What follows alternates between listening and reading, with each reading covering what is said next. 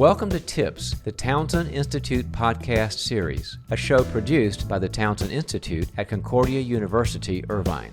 This podcast shares stories of leadership, coaching, and counseling experiences that have shaped the lives and careers of our guests, who then provide tips aimed toward helping listeners grow in both their personal and professional lives. I'm Dr. John Townsend, psychologist, organizational consultant, and author of over 30 books, including the New York Times bestselling Boundaries series. I'm also the founder of the Townsend Institute, and I'm excited to introduce your podcast hosts, Dr. Ashlie Andrew and Dr. Gilbert Fugit.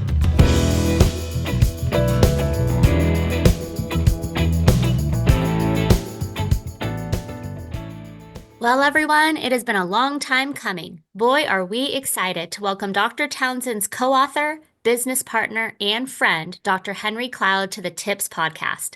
Dr. Cloud likely doesn't need too much of an introduction, as his experience as a psychologist, consultant, and best-selling author have made him one of the most well-known Christian writers and speakers today.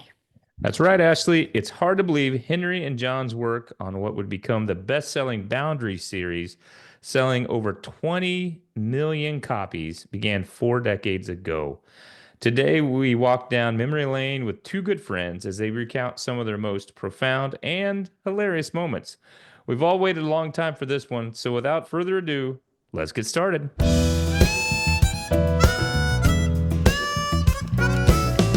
Welcome back, everyone, to another episode of the Townsend Institute podcast series. And what a special one this is. Gilbert and I are here today with the dynamic duo, Dr. John Townsend and Dr. Henry Cloud. Welcome to the both of you. Yes. Hey. Woo. Hey, guys. Exciting.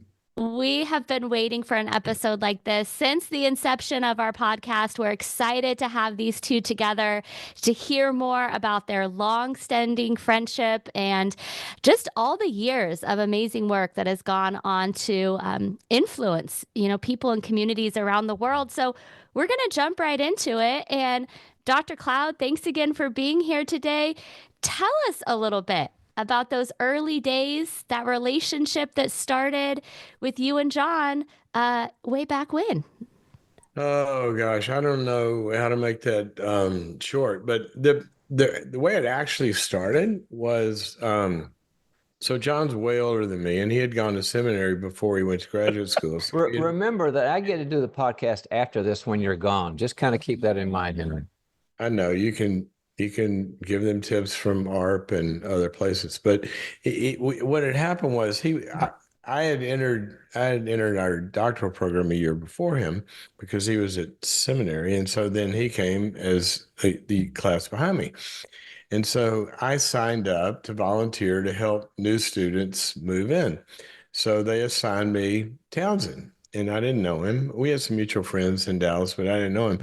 And so I'm carrying all of his crap into his apartment, these boxes. And there was this box, this will date us a little bit, but the cassette tapes, right? And so I'm carrying this box of cassette tapes, and they're labeled because John is really anal and everything's organized. And so it said Hendrix, and it was sort of abbreviated. It said Hendrix on the cassette. And I said, "Oh my gosh, you like Hendrix?" And he goes, "Yeah, he was my favorite professor at Dallas Seminary." And I guess I had a little forlorn expression, and he goes, "Why? What's wrong?" I go, you're with all these hardcore Christians, and I didn't want to really confess. But I said, "Well, I thought you might have meant Jimi Hendrix." And he goes, "Wait, you like Hendrix?" And I said, "Yeah." He goes, "Come here, I'll show you the good stuff." And he pulls out all this music library, and we literally bonded initially over Jimi Hendrix. And from there, I quickly found the one person in that graduate school doctoral program that had this integrated love for both theology and psychology. And usually you could find one or the other, but to find both at what felt like a good, peer level started 1,000 late night discussions. And that's where it came from. that's really what happened, guys. And the word that he used, and which moves me like it moves him, is it was integrated. We really love learning and the academic rigor and all that, and everything we're learning about psychology and how it affects people. But we really love the Bible too, and understanding it and seeing how it affects life. And so it was like really not any time at all before we started having these discussions, and because well, it was like the same language. It was kind of a very unique experience for me too. And what was that kind of the cutting edge at the time? I mean, were people really doing that much, or what you all were starting to talk about? That was, I don't know, was that pretty new in the field to be putting those two together? Well, it wasn't new in one sense, in that schools and programs existed for the integration of psychology and theology, which I always found to be a stupid idea because um, in in my mind there was one creation, there was one fall, one way we're supposed to be functioning, one fall that affected that functioning, and one redemption. And there was nothing disintegrated. And psychologists would look at these problems and describe it one way, and theologians look at them and describe it another way. And then they step two steps back and try to integrate that. And we were thinking more, from re-engineering back to there's one issue. And what we were finding over and over and over was that while psychology said this about it, and while some Christian models of interventions were saying this about it, there was one reality, and literally it was all there right in the scriptures. It just wasn't in the Christian models that were being taught. And so that's where a new model emerged, in a way, a new hermeneutic. Yeah. Yeah, we would have we'd have these dinners, after, when you're working your doctorate in psychology, you've got to go to a clinic and for addiction or for Speaking of dinners, Tori and my wife and I were talking about John. So we were both single at the time, and dating different women, and John had this one woman that was stalking him. I mean, she was like after him. And one day there's this package on our doorstep, and it's this casserole dish, and with aluminum foil over it. And so I guess John had gotten home for me, and I come in, and he's sitting on the couch watching TV with this casserole dish, and he starts to eat it, and he's eating it, and he's eating it, and then he starts going, "This is terrible." And I said, "Where'd you get that?" And he said, "I won't mention your name." Brought it to me, and he's eating it. He's going, "This is really gross." And I look at it. It's a meatloaf that hadn't been cooked yet. John is eating, not realizing he should have put it in the oven. And I said, "John, that's raw meat." And he's going, "Oh no." And then this guy runs to the bathroom and starts trying to purge. I am laughing so hard. And that's what most of our theological discussions were. Yeah. We're raw meatloaf. That's where it Raw started. meatloaf. Awesome. And by the way, she's not the one he married. I No. wanted to say that very quickly. That is not Barbie. I've had dinner at their house, and Barbie always cooks some meals before serving them. Yeah. Yeah. Yeah. Go microwave. Anyway, John, you were saying we had these Well, dinners. yeah, and a lot of these times we would you come back from, I don't know, inpatient, something with mental disorders, or with a marriage thing, or a child, help. You just do a lot of clinical work, and we come back, and we would start talking about how was your day and all this, and we would find out that a lot of the Christian therapists were like not that good back in that day, and they would do stuff like, well, sorry you're depressed, just stick in there with the Lord and stuff, which we're supposed to do, right? But it was more to it than that. But the weird thing for us was that there were some of these supervisors were wizards. I mean, and they didn't even know, we didn't even know if they believed in a higher being or not. Nothing about faith, but they would it would find transformation with people and get to the deeper issues, and the people would be released from depression, anxiety, addiction. Marriages would come together, and we're watching that, and we're scratching our heads, and finally we said, shouldn't the ones on God's side kind of be doing this? You know, like what's wrong here? And so what we realized after a lot of thinking about it is kind of what Henry too alluded to earlier. Those folks were good observers of the human condition. They noticed things. They read research. But they were aware and watching things, and they were applying biblical principles of counseling and therapy without knowing that's what it was, where it came from. Because everything they did, we could find passages for it. We could find a theological reason for it underneath. And all of a sudden, the lights came on for us that that's kind of a big mission in life, to say that, no, it's not really this integration of two things that are disintegrated and you put them in a wearing blender and you come out with something else. It's really about how all the good research that's done, every robust study in neuroscience and clinical or in leadership and all of that, if it passes muster with the Bible, it was never disintegrated in the first place. And so that's when it was like, let's find those. And the model development then began as we started putting that together.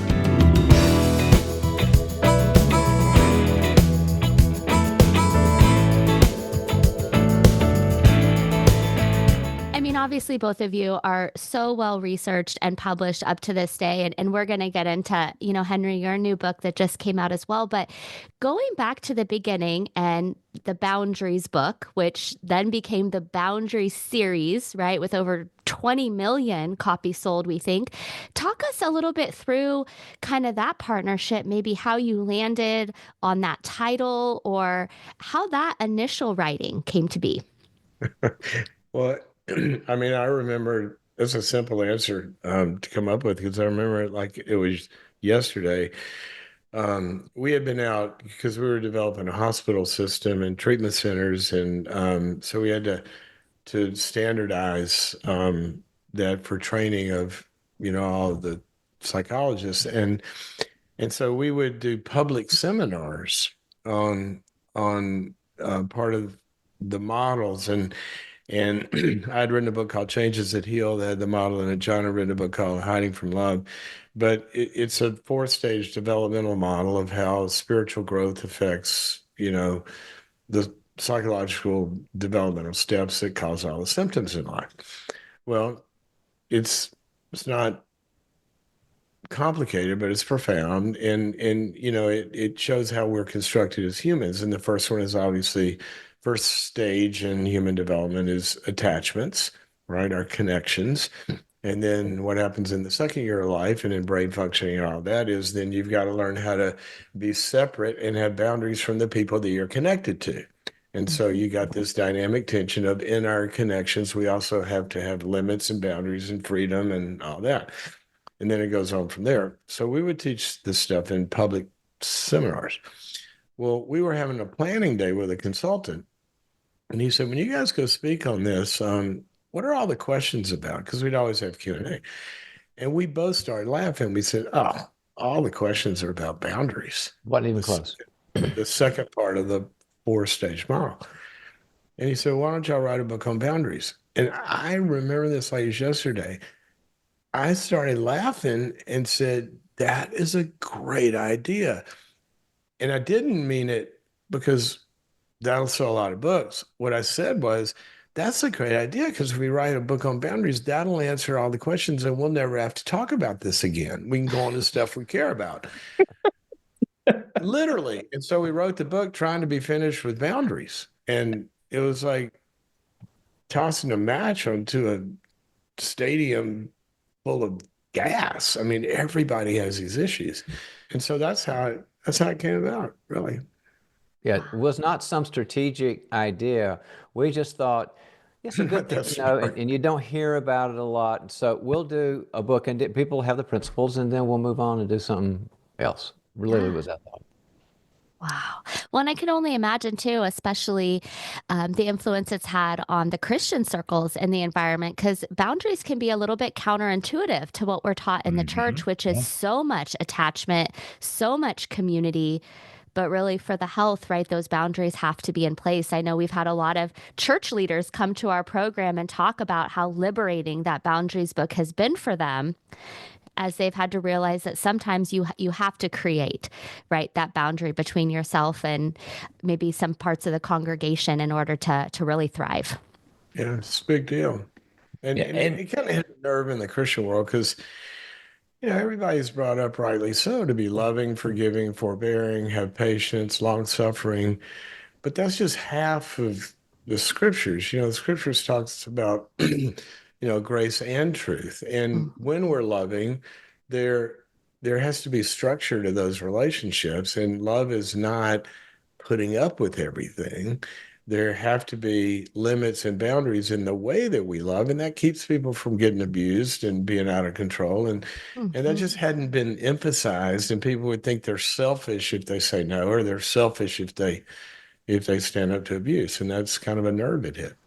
And you a lot of times the pushback, because we did get some resistance for a while. I had to do a bunch of You think? radio debates with different people, like some pastors that didn't like all this. And the answer was always boundaries is anti-relationship. You're trying to get people out of relationships. And we said, read your Bible. They're about preserving relationship, making them better. And that when people tell the truth in the right ways and say limits, then all of a sudden, a relationship, if it's going to, it gets preserved because people begin to respect and care about the other person's condition. I, you I know, remember one of those famous big time pastors called me one day, and says, "Well, I've been wanting to talk to you because this book y'all released, it's a terrible thing, and it's teaching people selfishness, and I really want you to pull the book." And this is a big name guy. Wow. I said, I Hmm. said, "So you don't agree with the concept of a boundary?" And he said, "Absolutely not." I said, "Well, you just did it. We can argue over when and where and how, but don't tell me you don't agree with the concept because you just did it. Or hang up right now. And if you hang up, you did it again." Yeah, I thought that was one of Henry's best mic drop I, comments. I was just going to say that. I mean, that is the ultimate mic drop. I like I'm that. sure. I'm sure he really appreciated that, huh? I'm sure that really did that. I'm sure it really resonated with him. So that's great.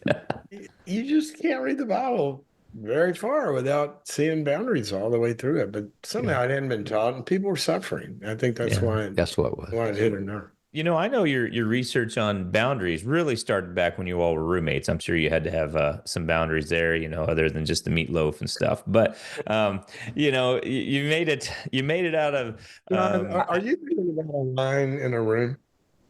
I did not tell them, but we're going to go there. There was a line.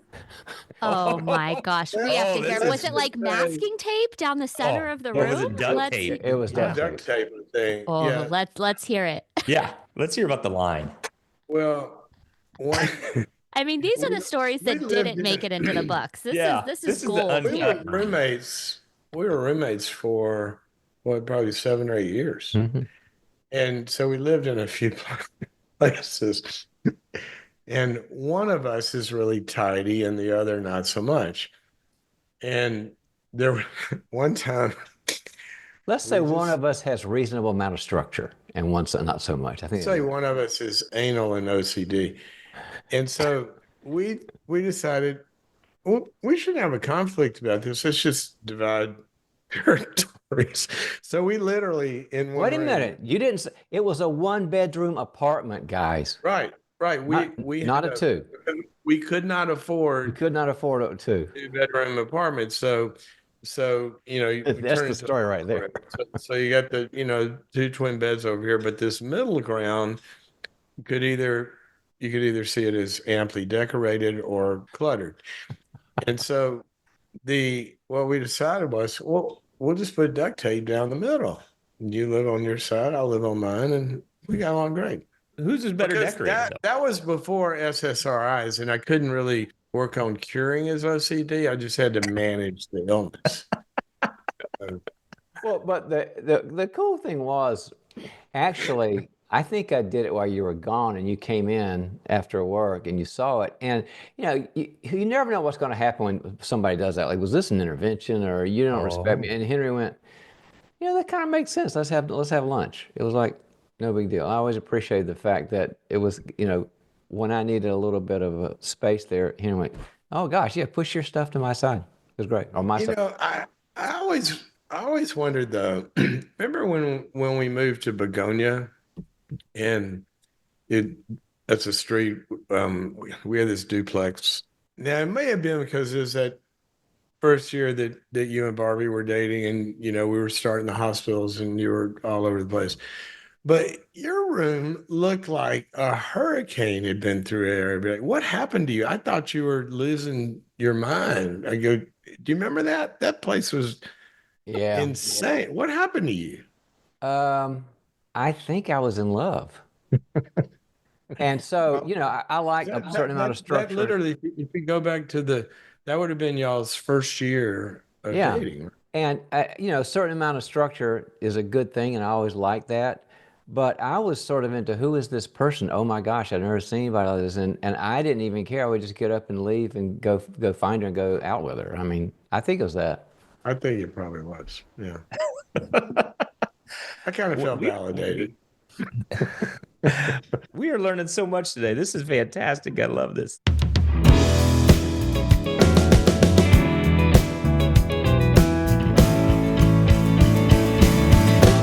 Henry, you just wrote a new book, and after living with John, we're glad you still believe in God, and things. Your faith wasn't fractured here, Yeah, and John so didn't totally destroy it. I mean, I did, well, the preface kind of explains it. And it says, I have an issue, and this book is my attempt to solve it. Um, I love God, and I know without a shadow of a doubt that he's real. He's proven that to me for decades. That's not my problem. My problem is I love my friends, and many of them don't know him. And it's a hard conversation to have sometimes with friends, extended family. Some people feel judged. They feel like you're trying to convert them or whatever. And with some people, I share my faith a lot with a lot of people, but other people, it gets dicey. And so I just have had that angst for in so many ways for so long. And finally I said, you know what? That's not loving either. And so the bottom of the preface says, so I define this is for my friends. All the stuff about God we never talked about because I want them to know why I'm one of those kooks. Because a lot of people look at Christians nowadays and they think you're a bunch of stuff you're not. And so I wanted to explain why I believe. And the subtitle says, it says, Why I Believe, a psychologist's thoughts on suffering, miracles, science, and faith. And it's kind of my story. I came to faith in a deeper way through horrible pain. And God intervened. And then in that process and throughout my journey, I've seen so many miracles that are inexplicable, other than they were supernatural. And so I tell a handful of those stories. And then when I first came to faith, it threw me into all sorts of intellectual dilemmas. The Bible's not believable, it's full of myths, science has just proven it. And so back in those years, I did such a deep dive into finding answers. And the book's kind of about the answers I found about science and the big questions of life that we all struggle with, the answers that made my doubts go away. And then there's one science that I do know a little something about, and that's psychology. And there's an ending section on how science proved the Bible to me in the field of psychology. So that's the book. And when I was writing it, I was sharing it with a few Christian friends. And every one of them said, I have that same problem. I need that book to give to my friends. So that's kind of what it turned into. And really, what's happening is Christians are buying it to give to their friends that they want to share their faith with. And here's a tool. But a lot of people are saying that it's kind of, we hear people's testimonies and it's faith building too. So that's kind of the book. Yeah, I can give just a testimony that I bought a bunch of them to give to, my, what do you say, non-faith friends or whatever they are, how they identify. And the response has been, this isn't one of those judgy books that doesn't make sense. Now I can relate to this guy. It's just a wonderful book to give your friends, and it also is a faith builder for the Christians. Well, it is. It's a wonderful book. I have to say, having read a number of your other books too, just the extra level of vulnerability in this one is just very touching, and we appreciate you sharing those miracles with the audience. Right? It's just wonderful to read. And how has been some of the reception been, obviously from these friends, but into some of the other circles that you're in? What other feedback have you been getting? Well, similar to that, it's in the two groups. There's the Christians that are saying, you know what, I also had a lot of those same questions. And so it does a pretty deep dive into a lot of the science and philosophical dilemmas. God's all loving and all powerful. How can we have suffering? And gets past some of the surface pat answers that we often hear in the formulas. So that's been part of it. And then I just got an email from, I would call him kind of a thoughtful, spiritual new ager that I know well. He's a consultant. Okay. And we've worked on projects together for years. And I sent it to him, and I just got an email from him that said, this is kind of typical. It said, it's causing me to reflect on my own spiritual path and what it's all about. And so, some sow, Paul said, some sow, some water, and some harvest. And I don't know where it's going to land for whom, but my job is just to get it out there. So that's it. And Henry, in your book, you talked about some, what I think a lot of folks, at least I really, some early experiences, right, that really impacted you. Pretty traumatic. Being in braces for 2 years, as you had a condition there with your legs, and it wasn't teeth braces either. What's that? No, it wasn't. Yeah. Wasn't the? Well, I wore braces. What's up? I was gonna say, yeah. Leg braces, not teeth Leg braces. Yeah. That's a good way to clarify that. And then you got your legs right before, when I was 3 years old, right for my fourth birthday, I had a hip disease, and I was in leg braces and wheelchairs for a couple of years. Yeah, so that's what he refers to. Yeah, and then golf, right? You did really well for you in high school, doing great. Got to SMU, and then you had a wrist injury, right? And that went away. And so, some of these things, how did that impact your faith? All these different kind of traumas that went on. How? Maybe explain a little bit how that impacted you. Well, the first thing, when I always heard this story as sort of like every family has background narratives, and when I was, they couldn't figure out what was wrong with my leg. Apparently, I would wake up screaming in pain, and have a few memories of that, but not as much as they described. And I was in the hospital for about a month, and they were trying to diagnose it, and they couldn't. And so my mother was called to an appointment with the doctor where they were going to discuss amputation of my leg. Wow. And so they're sitting in the waiting room, she and her best friend and me, and I didn't know what they were talking about, but that's what it was about. And the doctor's delayed, and she's sitting there waiting, and she said she heard a voice, and the voice said, leave and take him to a particular hospital, which was 225 miles away. And she couldn't deny that she had heard it. So they left. And she talked my father into this somehow. Who said in the book was an otherwise reasonable person. But he goes, okay, we'll follow the voice. I mean, I'm sure they didn't know what to do, right? So we went to Ochsner's in New Orleans, which is, long drive. But it's a big teaching hospital, sort of like the Mayos of the South in those years. And they checked me in, general admission, and they randomly are assigned an orthopedic surgeon, orthopedic oncologist who is a surgeon, and her name just came up on the queue, and I get assigned to her. And so she does the x-rays and the exams and brings them in. And she said, well, there will be no amputation. I know exactly what this is. Mm. And I know how to treat it. Mm. So Mhm. Wow. she said, it's going to take a while, but it's going to be fine. Well, it just so happened she had just moved there where she had been trained by the two doctors that had discovered and figured out this treatment. Oh my goodness. So that voice was that was a kind of a background thing that I learned growing up, that, God is there, is kind of what it said to me. But we didn't have a ballistic Christian home where you had Bible study every day and devotions. My parents were believers, but kind of, mainline denominational, kind of Southern Methodist churchgoers Mhm. who were real believers, but it wasn't like, the evangelical home that, a lot of people grow up in. So I was a believer. I didn't know what I was doing, but I had a God thing. But I was always kind of lost um, in between two worlds, because Mhm.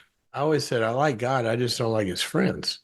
They're weird, because I couldn't identify Yeah. with these religious kids who, and they couldn't go play golf on Sunday or go to prom, or, I said, I can't do that. And all my friends were the hippie rock star athletes, Yeah. kind of, the fun kids, right? And so I wasn't as bad as them, but I wasn't as good as them. And so I just had this kind of Netherland faith, and that's the way I did it. I always prayed. I read my Bible a lot, and Mhm. but then I went to college, and I discovered called fraternities.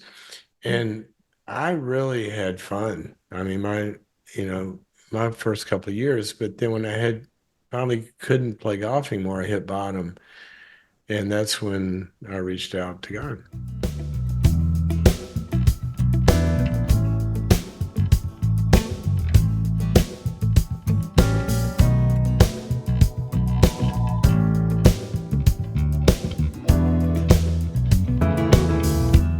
That's just a beautiful testimony. And I think there's a lot of people, well, we know there's a lot of people in the world and probably a lot of people listening to this podcast that can really relate with that middle ground.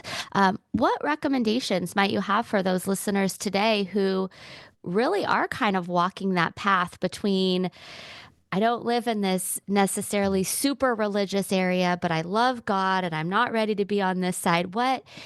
Knowing what you know now, right? Having a more mature faith and walking through these trials and tribulations that you have, what recommendations do you have with those who are just trying to figure out their place? Volunteer to help somebody move into an apartment and look at their music collection. There you go. And extra credit if you can find someone with cassette tapes. Oh, yeah. No, I'm dead serious. John and a handful of other people that we had community with were in that space, and um, you've got to have a safe space of community. But what a lot of people do is they find a safe space of community that it's safe because they're deconstructing the faith. So they're giving up really a lot of God's truth in order to find safety. Mm. Because in the people with God's truth, they didn't feel safe to process and be who they were. So they had to go to people safe to process who they were that didn't have faith. And really, what they're doing in their little faith community is they're promulgating the split really without knowing it. And everybody's giving lip service to God. But John and I were able to build and find community of people that were unwavering in their faith, but open enough to understand it in a different way than what Jesus referred to as the traditions of the elders instead of the oracles of God. And if you're having to leave the faith to find freedom, you're not in the faith, because the Bible says where the Spirit of the Lord is, there's liberty. And so I would find a place like that. Hmm. Yeah, it That's always reminds me, I remember all those years of that passage in Proverbs 20, verse 5. It says that a person's heart are deep waters, and a person of understanding draws them out. And there are faith communities that are really good for keeping doctrine straight and accountability, but there's no drawing out because that's something that you don't want to bring something negative out or a question you've got or whatever that be too like it wouldn't fit the cultural narrative. But there are those people who have strong faith who say, "Well, I've got my own issues. I've got my struggles, my theological struggles, life struggles, marriage struggles, whatever, and I'd love to process this with you." And it takes another person to draw another person out, and those work. Yeah.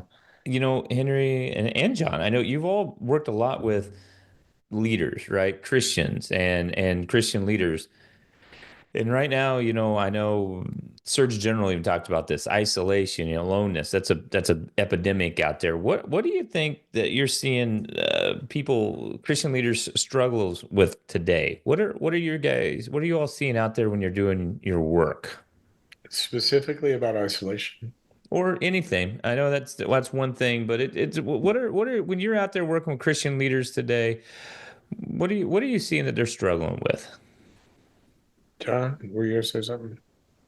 Well, I was thinking broader than isolation, but if we're going to talk about one, it would be that. And I don't mean isolation in terms of not having people around us, Yeah. but isolation from places where they can be vulnerable, because the pressure on a Christian leader is just incredible these days. In not only just the demands of whatever their job is and their performance, but also with faith issues is getting so combative, and they need some people besides God vertically, and besides a great spouse, they need some people they can really, really unpack who they are with. And so they're just afraid to do that because it's not gone well before. That's just a big part of what we see. Yeah, it's interesting, John. You said I was thinking broader than that. There's and I think John would say this same thing. There's when you talk about issues like this, you always have to come back to, and this is a big emphasis in everything John and I did. You've got to come back to a characterological diagnosis of the person. The Bible says that the tree has to be healthy, and the tree is going to have fruits, and a bad tree can't produce good fruit, and a good tree can't produce bad fruits. But what happens is um, this any of our makeup, how we're constructed together, is going to have a dynamic relationship with the context of reality that knocks on our door, right? And that could be a reality of a board of elders. It could be a reality of a congregation, be a reality of the political climate in which you got to preach to this congregation, or it could be a lot of realities.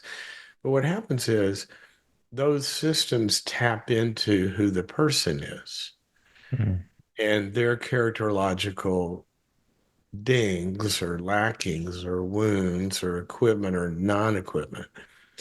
And one of the big things I hear over and over and over and over and over, and I'm not faulting you for the question, but it's illustrated by the question that in today's world, and it seems like more and more and more, and this gets to the problem, more and more and more, we're seeing sort of a narrative or a Weltanschauung, a way of thinking about everything we're struggling with is about the system. It's Mhm. about the culture that we live in. It's about this. And I think, back to your question, what's the biggest thing? I think the biggest thing is, to John's point, they don't have a place where they can look at the tree. Hmm. And if we don't stop blaming everything, and I'm not saying the system, the culture, and the forces and all that aren't important, but those interplay with the characterological structure of a human and how they're glued together. And we have so much emphasis on being victimized by the culture and by all of that, that leaders a lot of times don't have places where they can go get the stinking tree fixed so it can operate anywhere. A lot of Christians' answers to, we got to not be near this and don't watch this and don't get close to that. And because you'll get infected, you homeschool your kids because the public schools will ruin them, and don't hang out. Well, there's this thing called an immune system. And if somebody's got a weak immune system, yeah, they need to be in ICU and isolated and quarantined because one little germ's going to kill them. Jesus went into every system because he had an immune system.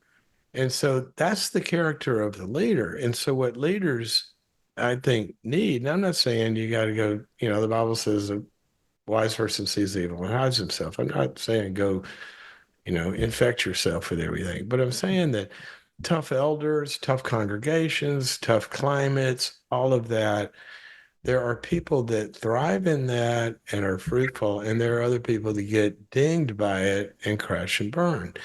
And so we have to worry about the system, the culture, the economy, all of that stuff, and solve societal issues. But if we don't focus on the health of the person and their maturity, we're not helping them. And that's what they need. Like John said, they need a place with somebody smart that brings something to the party that's not part of their system and not a stakeholder in it, where they can get healed and get help.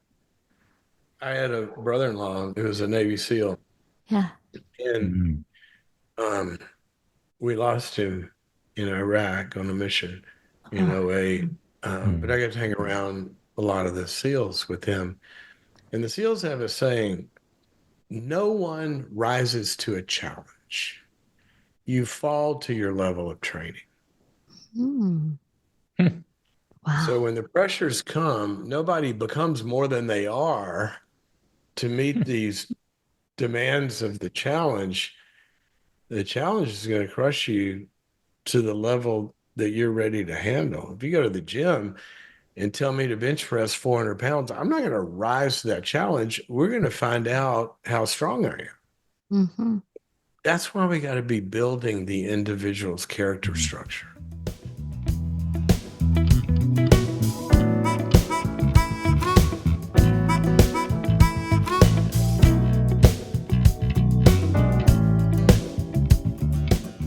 I have to tell you, it has just been so much fun sitting down with the two of you and just watching kind of the banter back and forth and the growth and maturity in your relationship. Again, I mean, we're talking 40 plus years between the two of you now.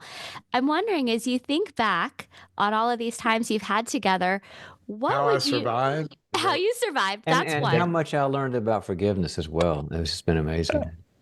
And, That's your next book, How You Survived, right? He's been forgiven much, loves much. Yes. I mean, what would you say to the little John and the little Henry that maybe have just become roommates this year? What advice do you have for them?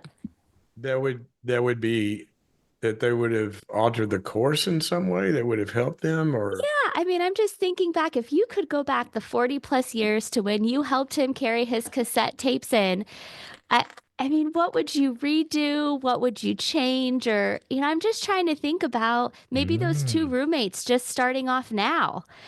And what advice would you give, outside of cook the meatloaf, Yes. that might help them in their budding relationship so that they could maybe be where you two are here now, successful with a rich history 40 years later? Well, I would say, John, back then, if I knew what I'd say, don't date her, but mean a different one. You had to learn. He'd probably have a few of those he'd say to me too. So, I just feel like I think I would tell them whatever we might have been worried about at any given juncture or any given project or any given, train wreck. It might be with publishers or hospitals or whatever. I think I would tell them, trust in the Lord with all your heart and all your ways acknowledge him, and he will direct that path. That, guys, don't worry about it. God says, I got your back. And I think maybe in various things, obstacles that we had to fight. I mean, we had a lot of wars we had to fight. Mhm. I mean, there's a lot of battle scars with, uh, hospital systems and religious gatekeepers and bad employees and, bad partners, a bunch of stuff. Each one of those junctures had its angst and pain. But I would say to them, God's got you guys. He put you together and he's doing something. So enjoy the ride, which we did. But there were moments when it could have been more fun, I think. Not with each other, though. We never had really any big issues with each other.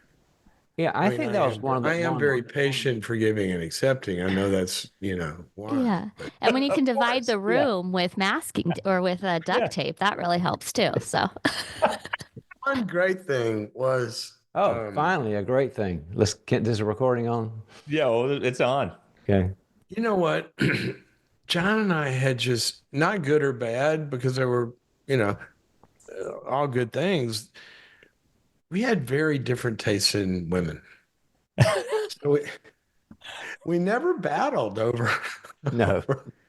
and we really didn't. I think that, a couple of single guys are out there in the dating world. John ended up, and I was in, the best man each other's weddings. So what would you say, John? Well, something pretty similar. I mean, I thought about what Jeremiah says, I got plans for you, and they're good and not evil. And so trust me because I put y'all together as a plan.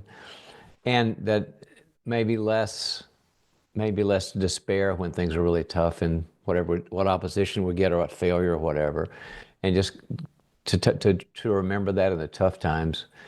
But in terms of with Henry and me, I mean, I think one of the blessings of our relationship and I think the longevity and trust is, the trust is just kind of like unbelievable, mutual, was that when we found that we were kind of living the model before we knew the model. We experienced it. We experienced what happens when you open up to somebody. What happens when the right person says, I get it, and you're okay with me in a million different ways, and honest feedback, and not nobody had to be perfect, and knowing that you were there for a purpose. We sort of related that to each other, not knowing what we're doing, but it was sort of like God built into our, early chaotic character structures a connection, and I think that's one reason. I mean, guys, it's better 40 years later than it was back then. Yeah. Even though we're not living, in one room, fit in an apartment, we got great wives.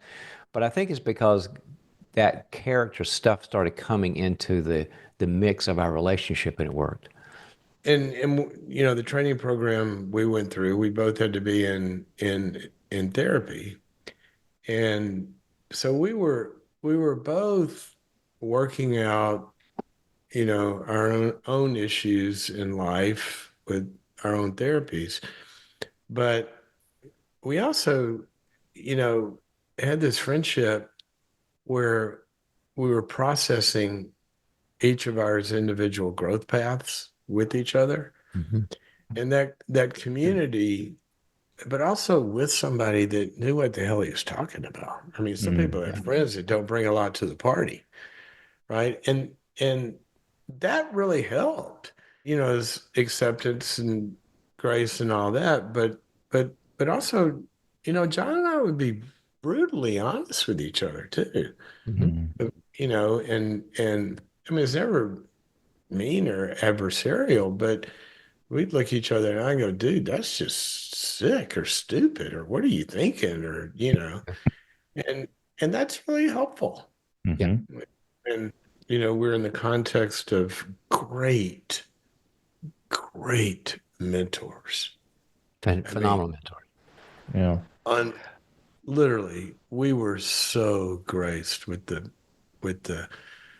supervisors in the broader community. You look at names like Kernberg and Althea Horner and these giants that we got to experience trainings with, and then processing that and building off of that, and the theological masters that we got to sit under and learn from. And both of us we just devoured books. Yeah. And we were sharing, stuff we were finding and learning and all. We'll go all around the country going to those conferences too. Yeah. Learning from the best. Sponges, right? Soaking it all up. Yeah, I know. Well, and I'll speak for Ashlie. I think Ashlie and I might feel kind of like we get to do that today, right? Hang out with you two. Absolutely. This has been so much fun. I found myself saying this. I was in a consulting project the other day, and they're, we're building these constructs for the sort of the people thriving culture of a company that I work with, and they were kind of arguing over, which came first, the chicken or the egg, and something. And I said, well, I can tell you what John and I came up with about dilemmas like that. And they said, what? And I said, it's the biggest fight we ever had. We wouldn't fight over personal things. We would fight over theological constructs and psychological. When we were writing books, and, we'd lock ourselves up and fight through the outline and no, this has to be this. And, but the biggest fight we ever had was, what comes first, forgiveness or grief? In the subjective ontological path of the movement of a character, do you have to grieve it in order to be able to give it up? Or do you have to give it up in order to be able to grieve it? And we're going back and forth. And it's literally for a couple of days, we're stalled in the book, right? I don't even remember which book it was. And finally, one of us, I don't remember which one of us said, you know what? They are a circle. It goes like this. And that became the symbol of all the antinomies that you see throughout life and experience. We just look at each other and go, circle. Everybody's arguing about something, and we go circle. That, and then once we decided that, we could live with it. You could live in the tension and not go, your theological baby's ugly. No, your theological baby's ugly. It was okay. But then we're talking to a publisher about our new book. And he goes into, and he sees some of the ideas, and he goes, I don't get some of these things. And we said, which one? He says, you've got a principle here called they are a circle. And we just started laughing because we knew there'd be no way to explain it. Well, what I thought you were going to say is we had written, it was after we had written Boundaries. The book did well. So publishers want to sign you up for long-term things. And so the whole publishing team, from the CEO to the publisher to marketing and sales and all these people, they took us on this big retreat, and with a big whiteboard, and, we're planning books and different. And so John and I, our vision was we had a top line, and then there was a bottom line, and the top line would be the system, our meta psychology that we had put together. And we wanted to write system books, but then dip down and write specific books about a context. Okay. So, and they'd ask us about marriage. They'd say, well, our system would say, and we'd say, our system would say. And so finally, the publisher goes, you keep talking about this system. What's this? What do you call this system? I mean, for us as a meta psychology and meta theology, we just called it our system. And we looked at each other, and we never had known what to call it. And one of us said, Ralph. So Ralph. Literally for 30 years, one of us might be writing something or dealing with something, and we'll text and say, hey, what do you think Ralph would say about this? So Ralph has lived on. And so that's the story behind Ralph. I mean, I know Ralph. I've heard about Ralph, but I never knew the birth of Ralph. Yeah. Well, I don't know if Ralph was birthed. Ralph was before and is and will always, Ralph may be eternal. We hope he is. We hope that Ralph came from the I am.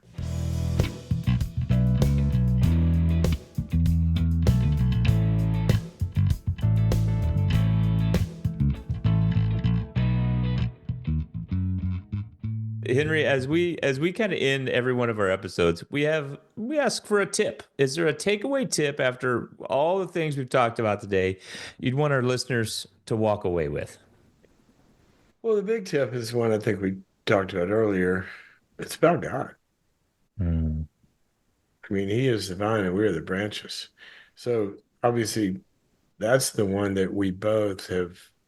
There was never any question in our work who we were seeking. Mm. I mean, we'd get into struggles about a paragraph or a concept and we'd pray. I mean, that's what we wanted to do.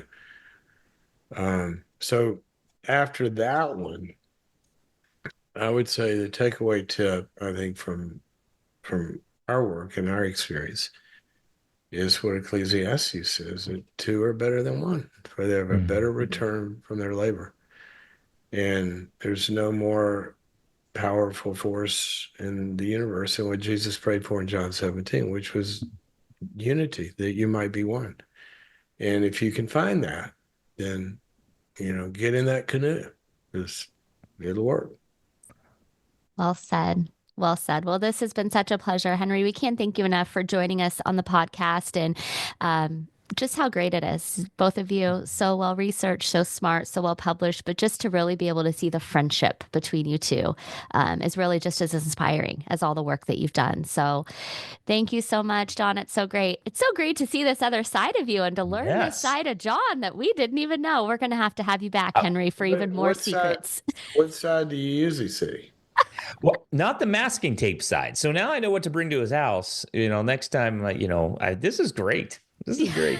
Duct tape, I guess. So Before this just deteriorates too much further, I did want to say to folks that are in the Institute or your graduates or about us and all that, there's not one idea that we teach that hasn't been influenced by Henry. So you're getting a lot of what he's done, either us together or him separately, because it's just, it works, it's got integrity, and it's so helpful. So Henry, just thank you for what you've done to help the Institute be what it is. I'm just glad that you had the vision to go do what you've done with the Institute, because Ralph needs legs. Yeah. He's getting legs here. Yeah, and the Institute's doing great things, and I just pray for y'all's multiplication and your reach and the equipping, and it's so great, John, to see what you've done and organized and battled through, making happen and birth and grow, and now Ralph's starting to look like this little centipede with all these legs going out there everywhere. And there's a couple of legs that are hosting this podcast too. Thank you for what you did. Oh, thank you. Thanks again. If you enjoy the Townsend Institute podcast series, head to our website at cui.edu/Townsend to find out more about the certificates, bachelor's, master's, and doctoral degrees offered through Concordia University, Irvine. With programs in mental health counseling, executive coaching and consulting, and organizational leadership, we have a variety of faith-based programs dedicated to helping you fulfill your academic and professional goals, all the while furthering your competence, character, and connection. Again, that's cui.edu/Townsend. There were so many stories that were flooding my mind that we didn't have time to get to. But I have to tell y'all one, because the meatloaf story and John and they're trying to purge. I was on it. He's choking on whatever, and I am on the floor holding my side, laughing so hard. I just couldn't. It was so funny. Anyway, so John and I went to lunch one day, and we came home with 2 German Shepherd puppies. It was a Saturday. Yeah. average the Saturday. So you need puppies. we were eating at McDonald's, and there was a German Shepherd breeder next door. And I've always loved German Shepherds. And let's go. We came home with 2 German Shepherds. So we got a male and female, and we named them Bonnie and Clyde. They would be partners in crime. So we're, we've got these dogs. German Shepherds are little and, fun and cute, but they quickly get big. Yeah. And so at about 6 months, I mean, they were, Clyde got to be 125 pounds. I mean, these were monsters. They were but we beasts. loved them. But they were so much fun. So anyway, they were barking a lot when we were gone all day, and they were barking a lot. And so we got some complaints about them barking. So we found these bark collars that were battery operated, and they, it looked like this sort of like canister thing that you had a collar, and they had electrodes and the battery set thing. And if the dogs would bark, it would shock them. So we ordered these shock collars for the dogs so we could put them on them when we went off to work, and they wouldn't bark all day. So then we thought, well, how bad is the shock? We shouldn't really put this on the dog without feeling like what this is going to feel like. So John goes, okay. Oh, no. This is great. So being the thorough, Eagle Scout that he is, he didn't just hold it up. He connected it. And Go big or go home. Oh, my goodness. Oh, my goodness. He walks over to the mirror and he goes, roof, roof. And it's not doing anything. He said, I don't think it's working. I said, well, try it louder.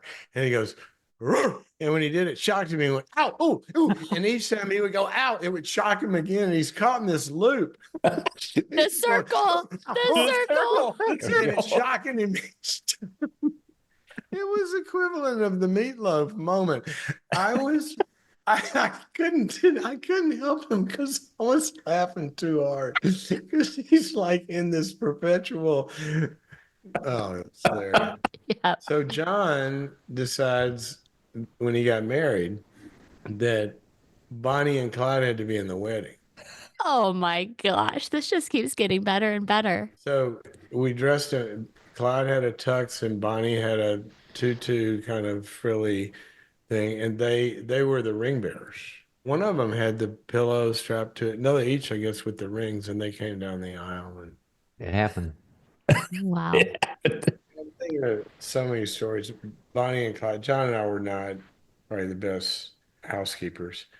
And one day I'm sitting at home and there's a knock on the door. And I go to the door, it's the police. Goodness. There are more than one stories that include the police, just to clarify. Yeah. Yeah, remember the night the hospital got broken into by the commandos? Yeah. Anyway, the cop comes to the door and I said, yeah, what can I help you with? They said, we're investigating a cruelty to animals charge. That you guys have 2 German Shepherds and there's cruelty to animals. And I mean, John and I would take these dogs to Fashion Island for lunch. These dogs are pampered. I go, cruelty to animals for what? And he looks at this thing and he goes, well, it says that you don't feed your dogs and you don't scoop their poop. And I looked at him and said, you're going to have to pick one of those. Oh, So he man. started laughing and he turned around and walked away.